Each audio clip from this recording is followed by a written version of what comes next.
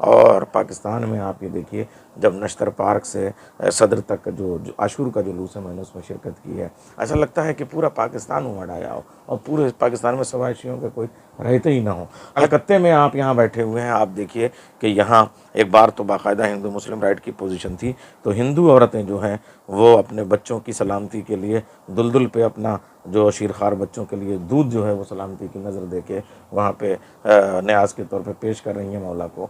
तो ये सब चीज़ें वो हैं कि जहाँ इमाम हुसैन की मोहब्बत जीत जाती है और नफ़रतें हार जाती हैं। तो मेरी माँ का नाम भी अनीसा था, तो ये सब घर में जब मीर अनीस पढ़े जाते थे तो गोया मुझे अनीस जो है वो अनीसा से मिले, अपनी माँ से मिले। अच्छा, मेरे वालिद साहब एक इंटर कॉलेज में टीचर थे, तो वो जो है वो मिर्ज़ा गालिब इंटर कॉलेज था, तो मिर्ज़ा गालिब के भी जो मदह अहले बैत वाले अशार हैं वो घर में हमारे पढ़े जाते थे। तो गोया गालिब मुझे अपने बाप से मिले, अनीस मुझे अपनी माँ से मिल गए। तो मसलन मेरा जो पहला ज़िंदगी का ख़ता है वो कि ज़िद न कर तू मुझे फिरदौस में ले जाने की, रास्ता छोड़ मुझे करबो बला जाना है, अपनी जन्नत को अभी और सजा ले रिजवान, इससे अच्छा तो मेरे घर काज़ा खाना है। ये मेरा दर्जा 2 में मैंने ख़ता कहा था, और उसी उम्र से मैं रुबाई कहने लगा था। मेरे रुबाई का शेर के जो मिसरे हैं वो ये कि इस पर ना हंसे आपके बच्चा हूँ मैं, कहने में अभी शेर के कच्चा हूँ मैं, बचपन ही से रखता हूँ अली से उल्फत, हक बात ज़मां पर है कि सच्चा हूँ मैं। ये 2 दर्जा 2 3 की ये सब मेरी शायरी है। तभी से नौहे कहने लगा था मैं। वो नौहे भी उस ज़माने के बड़े मकबूल हुए। रोके सज्जाद से करती थी सकीना ये कलाम, क्या अभी दूर है शाम, मेरे भाई मेरे बेकस मेरे मजलूम इमाम। हज़रात, आज 26 फरवरी है 2023। हमारी ये खुशकिस्मती है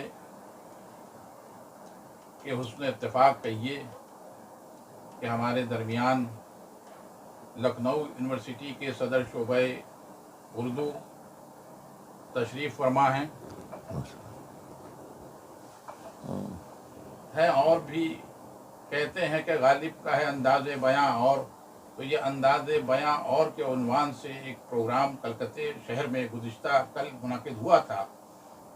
उसी सिलसिले में हमारे नैयर भाई का आना हुआ, और जैसा कि हमने पहले भी कहा था कि ये हमारी खुशकिस्मती है कि वो आए और उनसे मुलाकात हमारी हुई, और उससे हमने जो है गुजारिश की कि वो हमारे गरीब खाने पर तशरीफ़ लाएं। तो वो आज हमारे दरमियान मौजूद है हमारे घर पर। बेहतरीन शायरी, बेहतरीन नज़ामत, बेहतरीन गुफ्तगू हमने कल सुनी। बिल्कुल नैयर साहब कहा जाए तो इस वक्त उर्दू अदब की जान और शान हैं। पूरे हिंदुस्तान बल्कि बर्र सग़ीर में नैयर साहब से कोई वाकिफ़ ना हो ऐसी बात नहीं है, हर शख्स वाकिफ़ है। और रसाई अदब के हवाले से या मरसिया सलाम नोहे के हवाले से जिसे कहा जाए, हर शख्स नैयर साहब से जुड़ा हुआ है। इनकी किताबें हैं रसाई अदब पर, सलाम पर, और वाक़यात करबला को जिस तरह इन्होंने समझा है और समझाने की कोशिश की है, ये बहुत बड़ी बात है। 21वीं सदी में नैयर साहब किसी तरह भी रसाई अदब को जो है वो पहचानवाने में जो है वो नाकाम हो ऐसी बात नहीं है, हर तरह से कामयाब हैं। और आज ऐसे शख्स की ज़रूरत है कि वो रसाई अदब मरसिया इस पर जो है वो लोगों को जो है मुतारुफ़ कराया जाए, लोगों को बताया जाए कि रसाई अदब क्या है, मरसिया किसे कहते हैं। इन्होंने जलालपुर जो है जलालपुर पर जो है मरसिया कहा है, और गलबन 150 या 200 पौने 200 बंद बंद है उसमें, उस पर कहा मरसिया। तो इन्होंने मरसिए की एक तरह से कहा जाए तो जो मरसिए की हैयत है, या जो हैयत नहीं बल्कि जो मौजू है, उसको भी इन्होंने बदलने की कोशिश की है जदीद मरसिए के लबो लहजे में, और किसी इलाके को पहचानवाने को मरसिए के हवाले से किया। ये बहुत बड़ा काम है। और इनकी कई किताबें हैं, और ज़बान और बयान पर जाहिर सी बात है कि इनका उबूर है उर्दू ज़बान पे। और हम आज इनसे ये सवाल करें, आपका ये बताइए कि जलालपुर में आपकी पैदाइश गलबन हुई है, तो ये जलालपुर से आपने लखनऊ तक का जो सफ़र किया है उस सिलसिले में ज़रा सा रोशनी डालें। जी बहुत बेशक, बहुत शुक्रिया। 1976 में, और बल्कि 4 शाबान की तारीख़ थी, मैं जलालपुर में एक घराने में जो इल्मी घराना है। मेरे नाना जो हैं वो सदरुल फाजिल भी थे और हकीम भी थे और उस्तादुश शुअरा थे। और मेरे दादा जो हैं वो रफ़ीक़ हुसैन करबलाई साहब जो हैं वो मरसिया ख़ान थे और सोस ख़ान थे और नाना अंसार हुसैन कैफ़ साहब शायर थे। तो उस घराने में मेरी आँख खुली और मैंने मकतबी तालीम जो है यानी 8 बरस की उम्र तक मैं जलालपुर में रहा। अच्छा, अब 2 बातें हैं, ये जो 8 साल होता है वो बड़ा अहम होता है। यानी 8 साल से पहले बचपन होता है और 8 साल के बाद से लड़कपन शुरू होता है, फिर इन्फ़ान शबाब की तरफ बच्चा जाता है।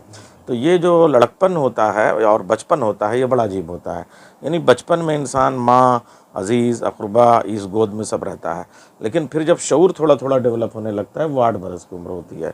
तो मैं 8वें बरस या 9वें बरस की उम्र में था जब लखनऊ आ गया।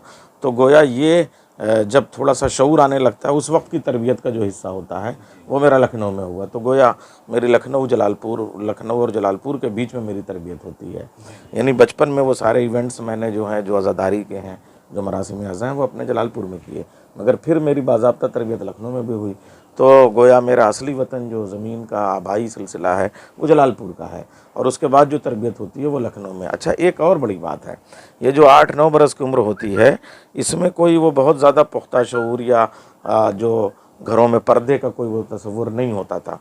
तो मैं उस उम्र में इतना मकबूल हो गया था लखनऊ में कि वो जो लखनऊ के शुरफा के घराने हैं, नवाबीन के घराने हैं, उलमा के घराने हैं, शुअरा और दानिश्वरों के घराने हैं, उनमें 8-9 बरस की उम्र में मेरा आना जाना होता था। तो वो जो ख़वातीन बुज़ुर्गों से मैंने लहजा सुना, ज़बान सुनी, तो वो मेरे यहाँ लखनवी लबो लहजा जो है वो आ गया, तो वो लोग बाद में पसंद करने लगे। तो ये मेरा सिलसिला। अच्छा, एक बात ये भी है कि जलालपुर भी गोया अवधी का एक महल्ला है। यानी वाजिद अली शाह, हम आसफुद्दौला की बात करें तो उनके वालिद साहब, जब हम कहेंगे शुजाउद्दौला, जैसे कानपुर ये कलकत्ते का भी एक सिलसिला वो आखिरी ताजदार से होता है, मगर जो शुजाउद्दौला की बात हम करते हैं तो बहू बेगम और शुजाउद्दौला दोनों फैज़ाबाद में थे। और ये जो जलालपुर में है वहाँ उनकी सिपाहें यानी उनकी जो फ़ौज और उनके सब सिपाही जो है वो वहाँ रहा करते थे अक्सर। तो अकबर के ज़माने में भी जलालपुर में ऐसा होता था, तो इसीलिए वहाँ के बाज़ जगहों का नाम सिपाह है, बाजिदपुर है, जहाँ ये सब उनके कैंप हुआ करते थे। तो इन्होंने एक वहाँ बड़ी करबला, बहुत अजीमुशान करबला जो है वो तामीर कराई थी हमारे शुजाउद्दौला ने। फिर वो लखनऊ में आया आसफुद्दौला, और लखनऊ को बाज़ाब्ता तौर पे बड़ा इमाम बाड़ा, छोटा इमाम बाड़ा, गाज़ीउद्दीन हैदर के ये सब सिलसिले रहे। और फिर वाजिद अली शाह जो हैं वो अंग्रेज़ों ने उन्हें नज़रबंद करने के लिए वो यहाँ पे मटिया, ये कलकत्ते में आ गए, वो मुर्शिदाबाद और मटिया बुरुज ये सब सिलसिले आप जानते हैं। उन्होंने उसी लखनऊ की करबलाओं की रिपब्लिका यहाँ पे कायम की। तो गोया हम लोगों के ये सब सिलसिले हैं। तो वो जलालपुर गोया अवधी का एक महल्ला है, इस वजह से मैं वहाँ लखनऊ में आ गया।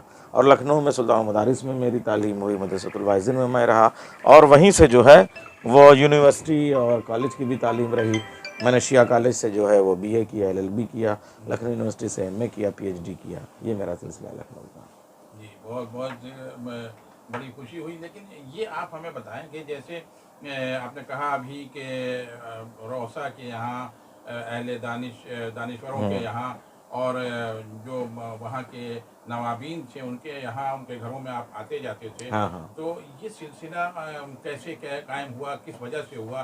क्योंकि ये हम जानते हैं कमोबेश के जो जलालपुर के का जो माहौल है, अगरचे वो लखनऊ की ज़बान नहीं भी है, लेकिन वहाँ कोई एक चीज़ बहुत बड़ी है और वो है अहले बैत की मोहब्बत। बेशक बेशक तो बेशक। क्या गालिबन वही वजह थी कि हाँ आप बेशक इसी वही वजह से है। आप उनके देखिए घरों में जाते थे या- इरफान भाई, आप भी प्रोफेसर आदमी हैं, आपकी निगाह वहाँ तक पहुँच जाती है।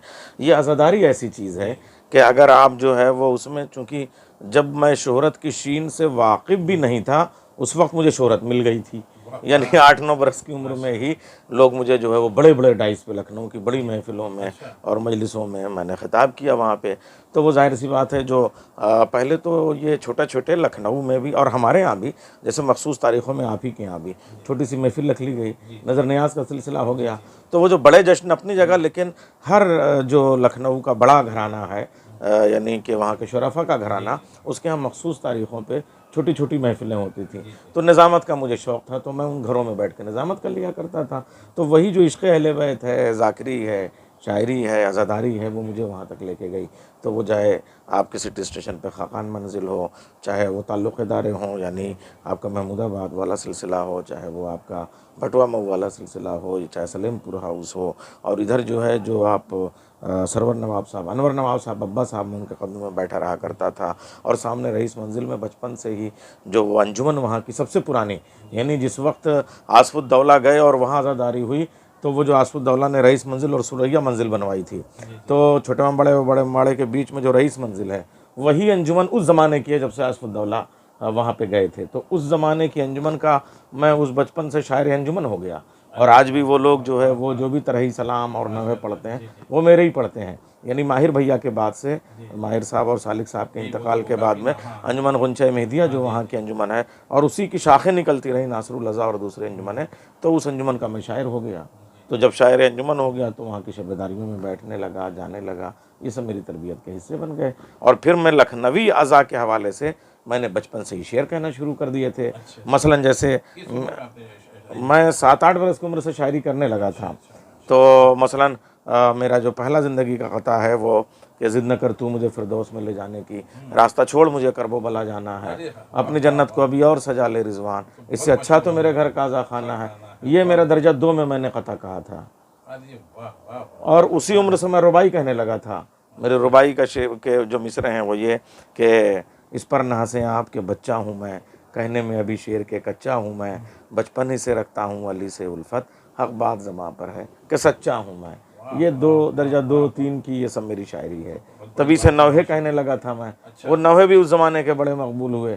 रोके सज्जाद से करती थी सकीना ये कलाम, क्या अभी दूर है शाम मेरे भाई, मेरे बेकस मेरे मजलूम इमाम, क्या अभी दूर है शाम, बिनते शब्बीर ये नैयर है तेरा फरियादी, तू मेरी शहजादी, तेरी तुरबत पे भला पहुँचेगा कब तेरा ग़ुलाम, क्या अभी दूर है शाम। तो ये सब मेरी बचपन की शायरी थी। तो जब इस उम्र में मैं ये शेर कह रहा था तो घर घर मेरी मकबूलियत भी बढ़ती जा रही थी। और लोग ये, अच्छा उस ज़माने में जैसे आज चैनल्स हैं तो आदमी घर पे बैठा देख रहा है, उस ज़माने में इतना नहीं था। तो बाकायदा ये होता था कि महफिल है तो फ़लाँ को भी, बच्चे को भी बुलाओ, उसको भी। तो वो टेप रिकॉर्डर वाली जो कैसेट्स बनाते थे उंगलियों में, वो बनती थी, यानी ऑडियो खाली उसमें आया करती थी। तो उस ज़माने में हमारी ऑडियो भी खूब बिकती थी। जो उस ज़माने के कैसेट सेंटर थे, गोमती एजेंसी लखनऊ में थी, डायमंड कैसेट सेंटर था, तो इन सब पे कैसेट्स हमारे। फिर मैं बचपन से पाकिस्तान भी जाने लगा तो वहाँ नजफ़ी कैसेट सेंटर था। बॉम्बे जाने लगा तो वहाँ पे हैदरी और हुसैनी कैसेट वाले थे। तो वो सब लोग जब जाते थे बॉम्बे या जैसे कलकत्ता इस तरीके से, तो गांव जब वापस आते थे तो कैसेटें लेके जाते थे। तो उसमें हमारी कैसेट्स भी खूब चलती थी, निज़ामत की, ज़ाकिरी की, शायरी की, ये सब हमारा हो गया। तो जैसा कि अभी आप हजरात देख रहे हैं ये व्यू है, और कोई तैयारी नहीं है, मगर माशाल्लाह जो जिस तरह से ये गुफ्तगू कर रहे हैं, ऐसा लगता है कि आप जो शायरी की बिलखुसूस मरसी और सलाम की और नोए की बात कर रहे हैं, तो आप किसी से मुतासिर हुए थे शुरू में, इब्तिदा में, जब नोहे और सलाम की तरफ, क्योंकि ये उम्र ऐसी होती है कि जहाँ नोहे सलाम से ज़्यादा गज़ल की तरफ लोग राग़िब होते हैं और गीत वगैरह की तरफ आप जैसा बता रहे हैं। तो आखिर क्या वजह थी? ये तो सही है कि जलालपुर में के हर बच्चे की गुट्टी में अज़ाए हुसैन और हाँ, मैं उठाया, उसके पहले से भी मैं जानता हूँ। मेरा ये कहना है और अक़ीदा भी है और यकीन भी है और ये सच भी है कि शायर जो है वो बचपन से नहीं होता, पैदाइशी तौर पे होता है। यानी पैदा ही वो शायर की हैसियत से होता है अगर है, वरना बाद में आप चाहें कि 8-10 बरस की बाद बच्चे को शायर बनाना चाहें तो नहीं बन पाएगा। अगर अल्लाह ने वो शायरी का मलका उसकी तबीयत में और रूह में दाखिल किया है तो वो बचपन से वो शायर पैदा हुआ है। अब आप कहेंगे कि तो क्या पैदा होते ही शेर कहने लगेंगे? नहीं, ऐसा नहीं है, शायरी उसके यहाँ है। लेकिन जैसे कोई आग है और किसी बड़े बॉक्स में या ज़र्फ़ में या बर्तन में रखी हुई है, तो वो अंदर उसके यानी ऑक्सीजन है और गैस है, सब कुछ मौजूद है, कोयले हैं, सब रखा हुआ है। मगर बाहर से किसी एक तिनके की या माचिस की तीली की या चिंगारी की या चकमाक की, और जैसे ही वो चिंगारी उस पर लगती है वो शोला जो है वो लावा बन के फट पड़ता है। तो मुझे लगता है कि मैं पैदाइशी तौर पे शायर था, लेकिन जब जलालपुर की मजलिसें, महफ़िलें और ख़ास तरीके से मेरे दादा नाना से भी मुतासिर था, ज़ाहिर सी बात है, क्योंकि मेरे सगे मामू नहीं थे तो मुझे बहुत चाहते थे कैफ साहब, और दादा जो हैं वो मरसिये पढ़ते थे तो मुझे लेके चलते थे। मेरी फुफियाँ और ये सब, इन सबको उस ज़माने में अनीस याद होते थे। तो मेरी माँ का नाम भी अनीसा था, तो ये सब घर में जब मीर अनीस पढ़े जाते थे तो गोया मुझे अनीस जो है वो अनीसा से मिले, अपनी माँ से मिले। अच्छा, मेरे वालिद साहब एक इंटर कॉलेज में टीचर थे, तो वो जो है वो मिर्ज़ा गालिब इंटर कॉलेज था, तो मिर्ज़ा गालिब के भी जो मदह अहले बैत वाले अशार हैं वो घर में हमारे पढ़े जाते थे। तो गोया गालिब मुझे अपने बाप से मिले, अनीस मुझे अपनी माँ से मिल गए। तो ये दो अगर गज़ल का बड़ा शायर माना जाए तो मिर्ज़ा गालिब है। और आप तो कलकत्ते में हैं, तो कलकत्ते ने गालिब को किस तरीके से सराहा और गालिब ने कलकत्ते को कैसे सराहा, आप देखते हैं। अच्छा, ये यहाँ से सिलसिला हो गया, लेकिन जो अवध का सिलसिला जलालपुर से था उसमें अनीस ने, और अनीस को वो जो बचपन से हम लोग पढ़ते आए, तो बिलाशुबा जो है वो बड़े शायर जो हैं वो अनीस और दबीर हैं मरसिए के, जिन्होंने इतने ज़्यादा अल्फाज इस्तेमाल किए और उन अल्फाज में जो रिश्ते उन्होंने रखे, जो माना कायम किए, जो बयानिया है उनका कि कैसे शेर कहा जाए, कैसे तहज़ीब को पेश किया जाए, कैसे मुआशरे को कैसे पेश किया जाए, ख़ानदान को कैसे पेश किया जाए, गुफ्तगू कैसे की जानी चाहिए, ओढ़ना बिछाना कैसा होना चाहिए, पहनना ओढ़ना कैसे होना चाहिए, एक मुकम्मल तहज़ीब का दबिस्तान है अनीस और दबीर के मरसिए। तो मैं उनसे मुतासिर हुआ और फिर मैं शेर कहने लगा। और फिर अब जैसे जैसे उम्र बढ़ रही है और शऊर बढ़ रहा है, अनीस और दबीर से इश्क मज़ीद बढ़ता जा रहा है, तो वो इक्तसाब का सिलसिला गोया भी बढ़ रहा है। तो मैंने बाद में बहुत सारे शेर भी कहे, जैसे रमा दमा रहो राह अनीस में नैयर, दबीरो सालिको माहिर तुम्हें दुआ देंगे, ये पूरा सिलसिला हुआ। और फिर लखनऊ में मैं पहुंच ही गया, तो कभी दबीर के मज़ार पे चला गया, कभी मीर अनीस के मज़ार पे चला गया, फिर करबलाएँ वहाँ लखनऊ में मैंने शेर कहे, बार बार शेर कहे करबला के हवाले से लखनऊ में, कि मौजूद लखनऊ में है सारी ज़ियारतें, शहर अज़ा ने रखा है क्या क्या समेट के, या सलाम कर ले मज़ार अनीस को नैयर, या आसमान बना देते हैं ज़मीनों को, ये मैंने मक्ता मीर अनीस की क़ब्र पे जाके कहा और मीर अनीस की ज़बान में। तो इस तरीक़े से, या मिर्ज़ा दबीर के यहाँ गया तो उनकी ज़मीन में मैंने सलाम कहा कि गोशे भी दे दिए हैं ज़मीन दबीर ने, गोशे भी दे दिए हैं ज़मीन दबीर ने, वरना उड़ान भरता मैं नैयर कहाँ कहाँ। तो इस तरीक़े से हमारे जो बुज़ुर्ग हैं अनीस और दबीर, वो मुझे लगता है तमाम रसाई और रज़ाई शायरी करने वालों के लिए आइडियल होते हैं, और मेरे भी आइडियल हैं। बहुत बहुत अच्छी बात आपने की। हम ये जानना चाहेंगे आपसे कि आपने जो वो पीएचडी की है वो किस मौजू पे? हाँ, ये बहुत अच्छा है। मैं तो जब अनीस और दबीर से हम मुतासिर हुए, तभी हमने ये देखा कि अनीस और दबीर की जो लफ्ज़ियात हैं मरसिए की, उन्होंने उर्दू अदब को मुतासिर कहाँ तक किया है। तो फिर हमने कहा ये दायरा तो बहुत बड़ा है, इसलिए कि ये जो दायरा है वो सिर्फ़ आज़ाई शायरी तक नहीं है, सिर्फ रसाई शायरी तक नहीं है, सिर्फ शब्बेदारियों और मजलिसों में ही नहीं है, बल्कि अनीस और दबीर की लफ्ज़ियात ने पूरी गज़ल को भी मुतासिर किया, नज़्म को भी मुतासिर किया। तो मैंने कहा क्यों ना इसका जायज़ा लिया जाए। तो वो मेरी जो थीसिस है इतनी ज़ख़ीम हो गई, लगभग 1000 सफ़ात की हो गई, और उर्दू शायरी में, गज़ल में और नज़्म में जो गैर रसाई असनाफ़ हैं उनमें अलामात करबला, तो वो जो अनीस की लफ्ज़ियात वहाँ गई गज़ल में, वो मेरे तज्ज़िये का मौजू बना और वो मैंने तज्ज़िया करना शुरू किया। और उसमें दो अहम शायर मुझे मिले, एक इफ्तिखार आरिफ और एक इरफान सिद्दीकी। मसलन इफ्तिखार आरिफ की वो मशहूर ज़माना गज़ल, वो पूरी करबला का एक छोटा सा मरसिया मालूम होती है, वही प्यास है, वही दश्त है, वही घराना है, मशकीज़े से तीर का रिश्ता बहुत पुराना है, सुबह सवेरे रन पड़ना है और घमसान का रन रातों रात चला जाए जिस जिसको जाना है। तो इस तरीक़े से इफ्तिखार आरिफ ने बहुत सारी शायरी की, यानी सैकड़ों की तादाद में उनके ऐसे कलाम हैं। बिल्कुल इसी तरीके से यहाँ हवाए दश्त मारिया नाम से पूरा एक मजमुआ मुरतब हो चुका है। इरफान सिद्दीकी ने शायरी की कि साहब हम अपने जहन की आबो हवा में ज़िंदा हैं, अजब दरख्त हैं दश्ते बला में ज़िंदा हैं, हवाए कूफ़े नामेहरबां को हैरत है, ये लोग ख़ैमे सब्र व रज़ा में ज़िंदा हैं, खुदा का शुक्र अभी मेरे ख्वाब हैं आज़ाद, मेरे सफ़र अभी जंजीर पा में ज़िंदा हैं। और वैसे जब हमने औरतों की तरफ देखा तो जो शायरात थीं उन्होंने पूरी पूरी करबला को ऐसा गज़ल में पेश किया, परवीन शाकिर हों, किश्वर नाहिद हों, फहमीदा रियाज़ हों, तो यहाँ हमारे यहाँ रफ़िया शबनम आबदी हों। मैं आपको एक एक नमूना पेश करता हूँ कि जैसे परवीन शाकिर ने कहा कि साहब पाबागिल हैं रिहा पाबागिल सब हैं, रिहाई की करे तदबीर कौन, दस्त बस्ता शहर में खोले मेरी जंजीर कौन, मेरी चादर तो छिनी थी शाम की तन्हाई में, दे गया फिर बेरेदाई को मेरी तशीर कौन, मेरे और कब दे गया फिर बेरेदाई को मेरी तशीर कौन। यहाँ आप देखिए रफ़िया शबनम आबदी वो कहती हैं कि बजा हमारे जिस्म पे ज़ख्मों के फूल क्यों ना खिलें कि ये बना ही हुआ खाके करबला का है। बजा के फूल से चेहरों ने ओढ़ दी जुल्फ़ें, मगर मलाल तो छीनी हुई रिदा का है। तो ये एक पूरा हमें तबका मिला। और फिर गालिब और मीर के यहाँ, गालिब के यहाँ तो इतने अशार हैं जो करबला की अलामात पे हैं, मगर हम गौर नहीं करते। अब आप देखिए, वो कहते हैं कि साहब होता है शब रोज़ तमाशा मेरे आगे, बाजीचे अतफाल है दुनिया मेरे आगे। ये हर जगह हमको आगे उसी में वो पूरी करबला पे शेर कहते हुए नज़र आते हैं कि साहब होता है नेहा गर्द में सहरा होते मेरे होते, और घिसता है जमी खाक पे दरिया मेरे आगे। या फिर मीर कहते हैं ज़ेरे शमशीर सतम मीर तड़पना कैसा, सर भी तस्लीम मोहब्बत में हिलाया न गया। तो ये एक पूरा सिलसिला है, मैंने इसी पे PhD की। तो ये तो बहुत अच्छा, जाहिर बात है कि आपको एक दिलचस्पी थी, उसी मौजू पर आपने किया।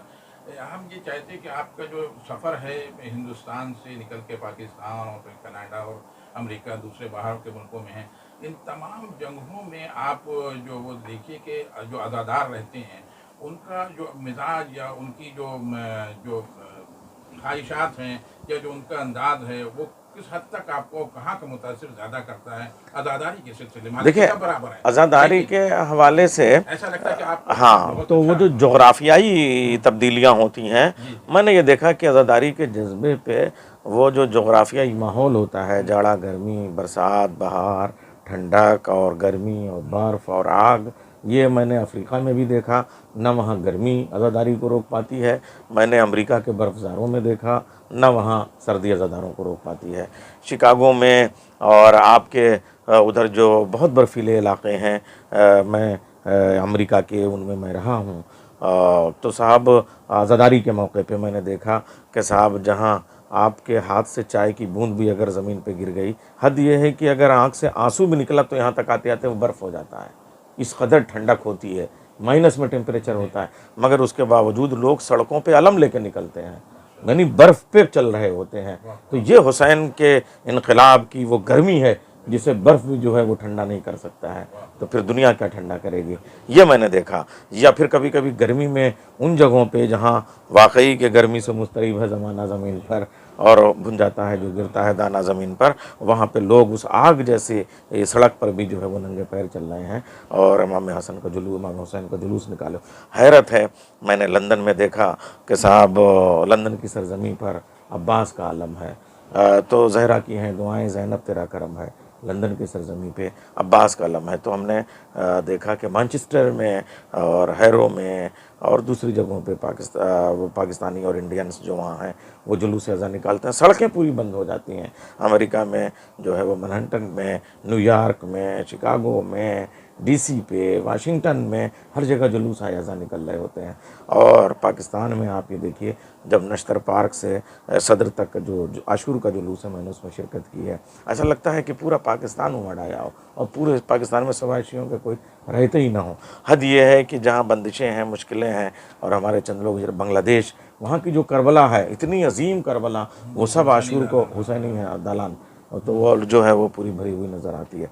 कलकत्ते में आप यहाँ बैठे हुए हैं, आप देखिए कि यहाँ एक बार तो बाकायदा हिंदू मुस्लिम राइट की पोजीशन थी, तो हिंदू औरतें जो हैं वो अपने बच्चों की सलामती के लिए दुलदुल पे अपना जो शीरखार बच्चों के लिए दूध जो है वो सलामती की नज़र दे के वहाँ पे न्याज के तौर पे पेश कर रही हैं मौला को।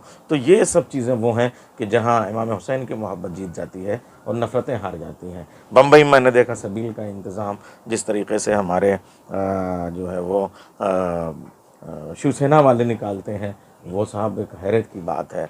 तो पूरी दुनिया में देखा गया कि अच्छा ये तो बड़े बड़े शहर हो गए, गांव में एक एक दो दो तीन तीन घरों के जो चक हैं, जहां ज़िंदगी के वसाइल नहीं है, वहाँ भी मुहर्रम में एक ताज़िया एक अलम रखा हुआ नज़र आता है। तो वो पता चला जितने चौक हैं और जितने जो है वो गुरुद्वारे हैं, और मैंने बनारस में देखा मंदिर के बीच से अलम मुबारक निकल रहा है, गुरुद्वारे में देखा वहाँ तलवारों पे याली लिखा हुआ है और वो अब्बास के अलम में जो है वो टंगी हुई हैं। तो ये सब अजीब मंजर होते हैं, बहुत मुतासिर होते हैं। हर जगह का इकसा जो है वो नज़र आता है, माहौल और कशिश, हाँ, जज्बा यकसा नज़र आता है, जज्बा यकसा नज़र आता है। ऐसा नहीं लगता कि किसी जगह आपको ऐसे लखनऊ की जैसे बात होते हैं कि वो वहाँ से ताल्लुक़ रखते हैं, उसकी बुनियाद पे लखनऊ की अदादारी हमें बहुत अच्छी लगती है, दूसरे जगहों की। हाँ, ये आपने बहुत अच्छी बात कायम की कि जैसे लखनऊ वाले अमेरिका में भी गए तो उनके जो अलम और जो आज़ा खानों के शहनशीनों के सजाने का अंदाज़, पंजों का अंदाज़ बिल्कुल वो वही रखते हैं। यानी वो आप उसके अज़ा खाने में जाएंगे या जब अलम आ रहा होगा तो दूर से लग जाता है कि इसका आबाई सिलसिला लखनऊ से है। ये चीज़ मैंने देखी। या मसलन अमेरिका में जो लोग हैदराबाद से जाते हैं तो हैदराबाद में जो अलाव सरतौक वाला अलम है वो अपने पुट का, और जो वो पट के चारों तरफ से घेर के पंजा लगाते हैं, तो वो उसी अंदाज में जो है वो लग जाता है कि इनके आबा व अजदाद जो थे वो हैदराबाद के थे। ये नज़र आ जाता है मुझे, ये अच्छा लगता है। की कड़ी बढ़ा रहे हैं, आपसे पूछ रहे हैं कि ये जो कहा जाता है कि मरसिये से पहले नौहा जो है वो राइज था और मरसिया बाद में है, ऐसा कुछ है सिलसिला, या मरसिया नौहे में कुछ फ़र्क आपको महसूस होता है ये मरसिया और सलाम में? क्योंकि ये सारी सिल्फ़ें ऐसी हैं कि कुछ समझ में नहीं आता। बाद जगह जो दूसरे लोग हैं बिल्कुल मुगालते में रहते हैं कि मनक़बत क्या है, सलाम क्या है, नौहा क्या, वो तमीज़ नहीं कर पाते। हम चाहते हैं कि एक जुमले में, हाँ बेशक, बहुत अच्छे। देखिए ये सब कर भी नहीं पाएंगे।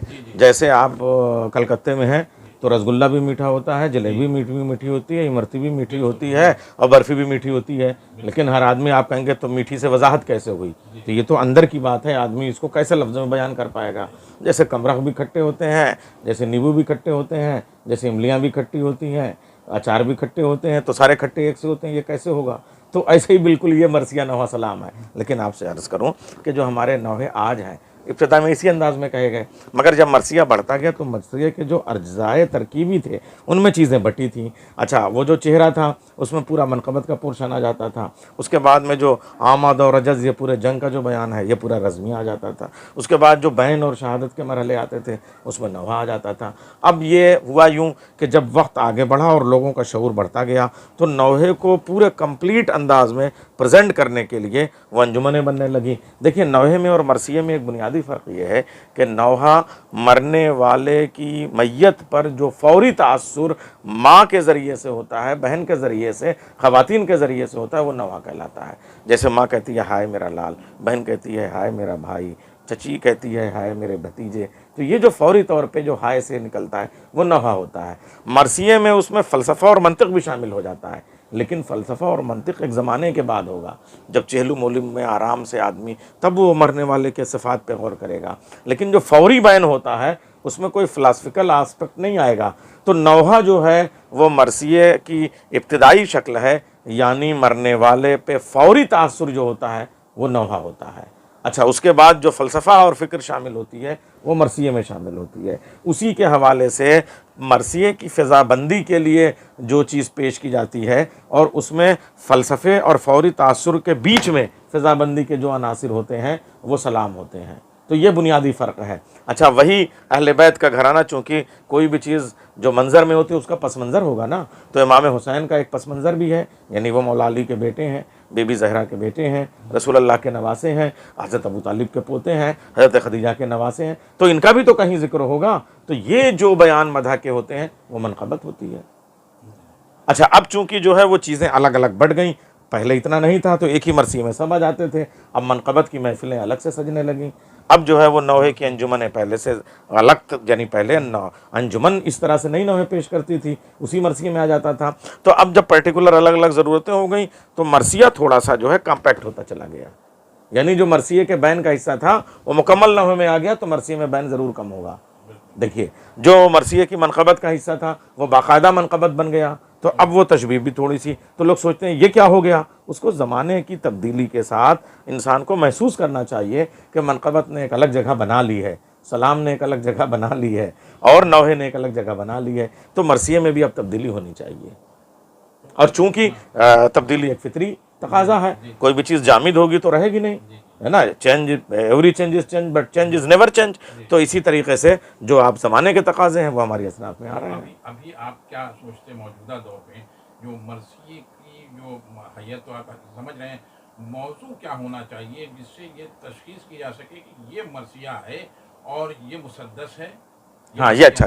देखिए, अजीब होता है कन्फ्यूज़न कि कोई मुसद्दस लिख देता है तो लोग उसको मरसिया निगार कह के डाल देते हैं कि इन्होंने मरसिया लिखा।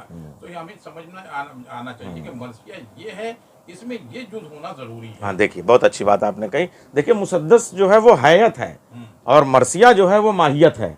हैयत में गोया एक लिबास है, उसमें आपके 4 मिसरे ऊपर और 2 मिसरे नीचे, ये मुसद्दस हो गए। अब ये अलग बात है कि आप तीसरे मिसरे को आज़ाद कर लें, मगर जो मुसद्दस है वो हैयत ही रहेगी।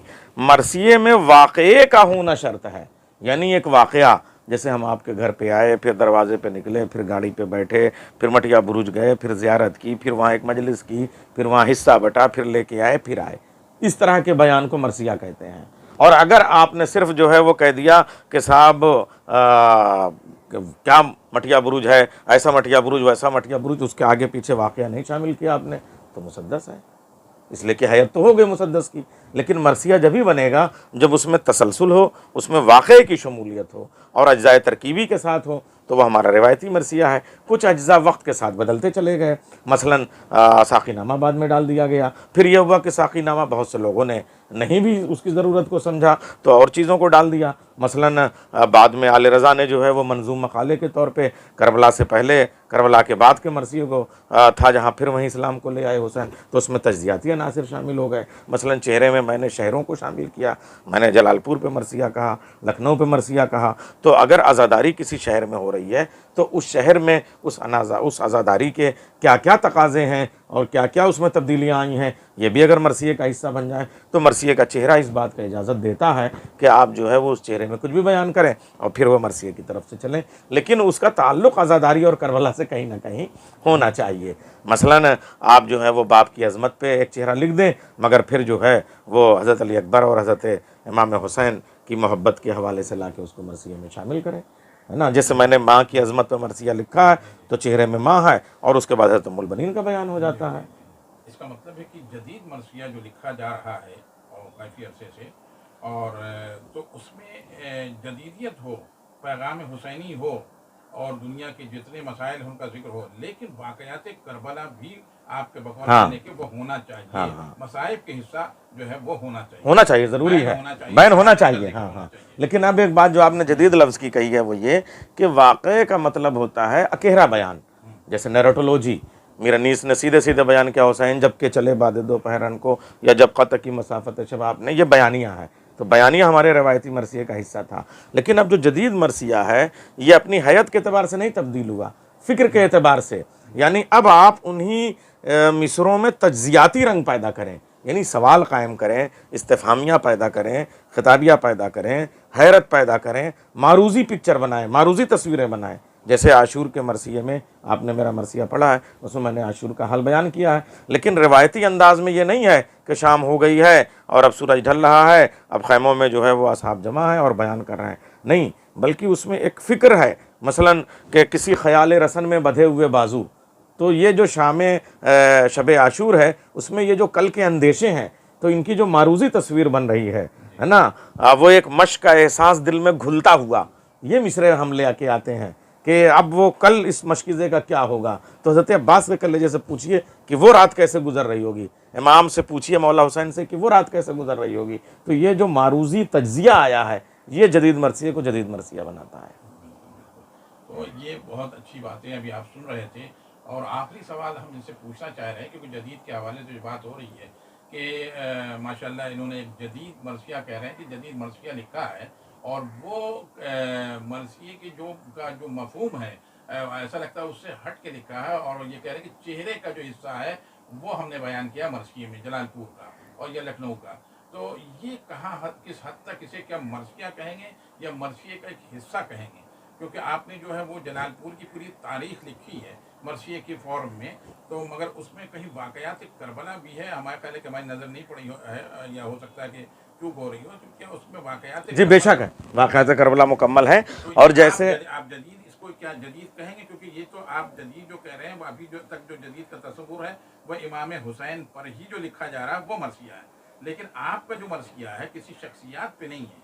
हाँ, मैंने उसी मरसिए में कहा है कि तो क्या बुरा है जो चेहरे में एक शहर भी हो, ये मैंने मिसरा उसमें लिख दिया है कि अगर मरसिए के चेहरे में गुंजाइश है कुछ भी कह सकते हैं तो एक शहर को भी कह सकते हैं, लेकिन उस शहर का ताल्लुक ज़रूर करबला से हो। जलालपुर पे मेरे जो इब्तदाई चेहरे के 60-70 बंद हैं उनमें मैंने कहा है फिर पूरा मरसिया करबला पे आता है, लेकिन वो भी जैसे मैं बाद में, अच्छा वो मैंने जैसे आपके फ्लैशबैक की टेक्निक होती है वो मैंने मरसिया में इस्तेमाल किया है। यानी आखिर में जो शब आशूर का बयान मैंने किया है तो वो है कि साहब रखे हैं सामने एक मश्क एक कलम ज़ैनब और उन पे नादे अली कर रही हैं दम ज़ैनब, ये शब आशूर की तस्वीर जो बनती है। फिर मुझे ये होता है कि मैं उस आशूर से इस आशूर तक नहीं आया हूँ। देखिए, करबला हमारी रूह का हिस्सा है, हमारे अकीदे का हिस्सा है, लेकिन हम करबला से दूर कहीं पैदा होते हैं। मगर वो जो हमारी माँ ने तरबियत दी है, माहौल दिया है, हमारे घर ने जो माहौल दिया है, वो हमें करबला ले जाता है। तो अब अगर हम यहाँ बच्चे को शब आशूर, मजलिस मातम या एहतराम अज़ा नहीं सिखाएंगे तो हम वहाँ तक नहीं पहुँचेंगे। लेकिन हमने जितने भी मरसिये पढ़े हैं उसमें सीधे सीधे वहीं के आशूर का बयान है, लेकिन मैंने इस आशूर में अपने वतन के आशूर का बयान किया है। तो क्या ये रिश्ता करबला से नहीं है? मसलन कि साहब वो शाहरग में उतारी हुई शब आशूर मेरे वतन में गुजारी हुई शब आशूर। तो हम जो यहाँ आशूर में जगह जगह ताज़ियों पे जाते हैं, करबलाओं में जाते हैं, अज़ा खानों में जाते हैं, ये भी तो उसी तहज़ीब का हिस्सा है। तो यह हमारे मरसिए का हिस्सा क्यों ना बने? अगर अभी तक नहीं बने थे तो आज भी क्यों नहीं बन सकते? तो इस हवाले से मैंने वो शहर जहाँ जहाँ आज़ादारी होती है उन्हें भी मरसिए के चेहरे के में शामिल करने की कोशिश की है, और मुझे लग रहा है कामयाब कोशिश है, इसलिए कि बहुत अप्रिशिएट किया जा रहा है। दुनिया छाप रही है, उसके ऊपर लिख रही है, तबसरे कर रही है। आखिरी क्वेश्चन है आपसे सवाल है कि ये जो मरसिया है, ये मरसिया हमारे यूनिवर्सिटी और कॉलेज के निसाब से खारिज होते जा रहे हैं और उसकी कहीं ना कहीं कोई ये उसकी वजाहत कर रहा है कि इसमें सिर्फ रोने रुलाने की बात है। तो आप क्या समझते हैं कि ये लाजमी होना चाहिए इस मरसिए के ज़रिए हमारी तज़किए नफ्स हो, अदब तहजीब को एक बहुत बड़ा की वजह जानते हैं कि ये अगर हट जाएगा तो हमारे यहाँ वो तहजीब ख़त्म हो जाएगी या हमारे यहाँ वो जो आदाब है वो ख़त्म हो जाएंगे, कि या इसको मरसिए को लाजमी करार दिया जाए हर यूनिवर्सिटी में? या बेशक बेशक आपका सवाल बहुत बुनियादी है, लाजमी होना चाहिए। और देखिए, आपने जो दो लफ्ज़ रखे तहज़ीब और समाज, है ना, तो वो इंसानी ज़िंदगी और रिश्ते नाते, ये जो है वो मैं कहता हूँ कि उर्दू की किसी सिन्फ़ के पास मुकम्मल रिश्ते हैं ही नहीं। गज़ल में सिर्फ महबूब का बयान है, रुबाई में सिर्फ एक वाइस जो है वो नसीहत कर रहा है, मसनवी में सिर्फ एक राजकुमार और एक शहज़ादा एक शहज़ादी जो है वो हीरो हीरोइन बने हुए हैं। क्या इसी से आपकी ज़िंदगी का समाज बनेगा? आका और ग़ुलाम में क्या रिश्ता है? माँ और बेटे में क्या रिश्ता है? बाप और बेटी में क्या रिश्ता है? चचा और भतीजी कैसे गुफ्तगू करते हैं? मामू और भांजे कैसे गुफ्तगू करते हैं? उस्ताद और शागिर्द कैसे गुफ्तगू करते हैं? शहर और शहरी कैसे गुफ्तगू करते हैं? दरिया और प्यासे कैसे गुफ्तगू करते हैं? मुआशरा और इंसान कैसे बातचीत करता है? घर और रिश्ते कैसे बातचीत करते हैं? मशकीज़ा और मशका और अलम दोनों में क्या गुफ्तगू होती है? तो ये जो मुकम्मल रिश्ते बनते हैं, ये एक मुकम्मल समाज है, ये हुसैनी समाज है, ये कुरानी समाज है, ये इंसानी समाज है। इस अगर पूरे मुआशरे को समझना है कि दो अगर छोटे और बड़े भाई चलते हैं तो बड़ा भाई आगे होगा, पीछा कैसे हद अदब से खड़ा हो जाएगा। बाप और बेटे हैं तो कैसे जो है वो बाप के सामने बेटा उठ जाएगा और बाप बैठा हुआ होगा। अगर आप ये नहीं बताएंगे तो फिर अदब का फ़ायदा क्या हुआ? अदब तो समाज ही बनाने के लिए है, उसका अगर इम्प्लीमेंट समाज पे नहीं होता है, अच्छा मुआशरा नहीं बनाता, तो ऐसा अदब बेकार है। और अच्छा मुआशरा बनाने की ज़रूरत जब जब होती रहेगी तब तक जो है वो करबला की ज़रूरत पड़ती रहेगी, और करबला के हवाले से मरसिया की ज़रूरत पड़ती रहेगी। इसलिए हमारा मरसिया हमारे शोबों में होना शामिल होना ज़रूरी है। बिल्कुल, ये थे हमारे अब्बास रज़ा नैयर साहब, सदर शोबे उर्दू लखनऊ यूनिवर्सिटी, जिनसे अभी गुफ्तगू हो रही थी। मरसिए पर खुल करके गुफ्तगू हुई है। एक तरह से कहा जाए कि बहुत ही वाज़ेह तौर पे इन्होंने समझाया है कि अगर हमारी यूनिवर्सिटी से मरसिए का बहुत बड़ा हिस्सा जैसे कहा जाए अदब का, अगर मरसिया जो हटा दिया जाएगा तो वो तहज़ीब, वो कल्चर, वो माशरा, वो आदाब, वो सारी मोहब्बतें, वो सारी कुर्बतें, वो जो इंसानी रिश्ते हैं, उस पर बहुत बड़ा जो है वो नुकसान पहुंचेगा। अदब के लिए ज़रूरी है और बिलखुसूस हमारे नई नस्लों के लिए कि मरसिया को दाखिल नसाब किया जाए और मरसिए को दाखिल यूनिवर्सिटी किया जाए और मरसिए को उस तरह से पेश किया जाए ताकि गज़ल और मसनवी और दूसरी जो हमारी सिनफ़ें हैं उसके साथ मरसिया भी फूले और बढ़े, और मरसिए के ज़रिए हम एक तहज़ीब को बिल्कुल अपने बच्चों तक पहुँचा सकें। शुक्रिया।